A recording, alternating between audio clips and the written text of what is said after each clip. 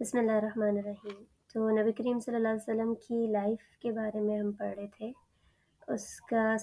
آج 7th session ہے۔ پچھلے سیشن میں ہم نے یہ دیکھا کہ نبی کریم صلی اللہ علیہ وسلم کی جو اسلام کی دعوت ہے جب وہ آگے بڑھی تو کس طریقے سے لوگوں نے ریئیکٹ کیا۔ دو بیسک طریقے انہوں نے اپنائے، ایک پرسیکیوشن اور دوسرا ایلیگیشنز۔ تو جن لوگوں پر ان کا زور اور اثر چل سکتا تھا ان کو ظلم اور زبردستی کے ساتھ روکنے کی کوشش کی گئی، اور نبی کریم صلی اللہ علیہ وسلم کی ذات پر خود قرآن کریم پر مختلف ایلیگیشنز لگائے گئے تاکہ اس میسج کو جو ہے وہ مشکوک بنا دیا جائے۔ اس میں ہم نے یہ بھی دیکھا کہ کبھی انہوں نے نبی کریم صلی اللہ علیہ وسلم کو جادوگر کہا، کبھی مجنوں کہا، کبھی کہانت کا الزام لگایا، کبھی شاعر کہا، تو اور مختلف طریقے سے وہ آپ صلی اللہ علیہ وسلم کو اور مسلمانوں کو اذیت دینے کی کوشش کرتے رہے۔ جو ہم نے اینڈ کیا تھا سیشن کا وہ اسی بات پر کیا تھا کہ جب دنیا میں ہمیں کوئی منصب یا کوئی ہائی رینک ملتا ہے تو اس کے بدلے میں ہمیں پاور ملتی ہے، اتھارٹی ملتی ہے، فیم ملتا ہے، پیسہ ہوتا ہے۔ یہ سب چیزیں کہہ لیں کہ ڈوپامین افیکٹ اپنے اندر رکھتے ہیں کہ انسان اس فلو میں پھر چلتا جاتا ہے۔ تو نبی کریم صلی اللہ علیہ وسلم کا رینک بہت ہائی تھا، لیکن اس کے برعکس انہیں ان میں سے کچھ بھی نہیں ملا ہوا تھا، کیونکہ ان کی جو رسپانسبلٹی تھی وہ ایک ڈفرینٹ نوعیت کی تھی۔ اس میں انہیں کوئی پاور اس طرح کی نہیں مل رہی تھی، کوئی اتھارٹی نہیں مل رہی تھی، جو فیم تھا وہ بھی جاتا جا رہا تھا لوگوں کی وجہ سے، ناٹ ان ریئل۔ تو یہ سب اس وجہ سے ہوا کہ نبی کریم صلی اللہ علیہ وسلم کا بھی ایک ٹیسٹ تھا، اور اس ٹائم پر جو لوگ تھے، کیونکہ جو کہتے ہیں heavy is the head that wears the crown, تو آپ صلی اللہ علیہ وسلم کے پاس ایک رسپانسبلٹی بہت بڑی آئی تھی، لیکن اس کے یعنی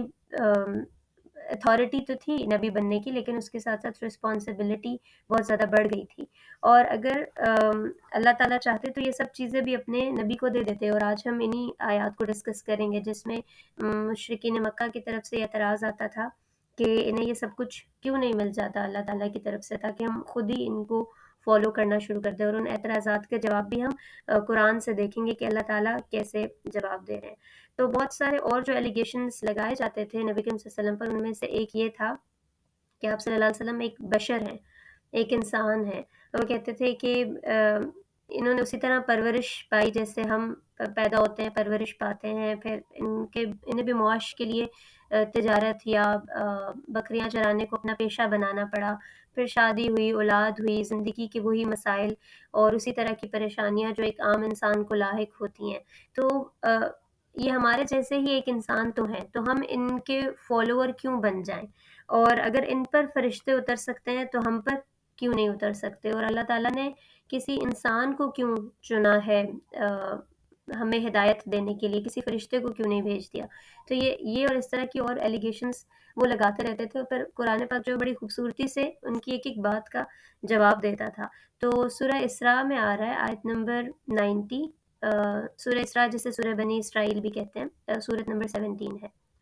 وَقَالُوا لَن نُؤْمِنَ لَكَ حَتَّى تُفْجِرَ لَنَا مِنَ الْأَرْضِ يَنبُوعًا، انہوں نے کہا کہ ہم آپ کی بات تب تک نہیں مانیں گے جب تک آپ زمین کو پھاڑ کر ہمارے لیے ایک چشمہ نہ جاری کر دیں،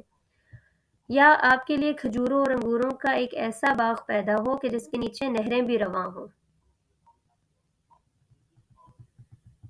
یا تو آسمان سے ٹکڑے ٹکڑے کر کے ہمارے اوپر گرا دے جیسا کہ تیرا دعویٰ ہے، یا خدا اور فرشتوں کو ہمارے سامنے لے آ۔ یعنی یہ مختلف ایلیگیشنز ہیں جو اللہ تعالیٰ بتا رہے ہیں کہ وہ اس قسم کی باتیں کرتے تھے۔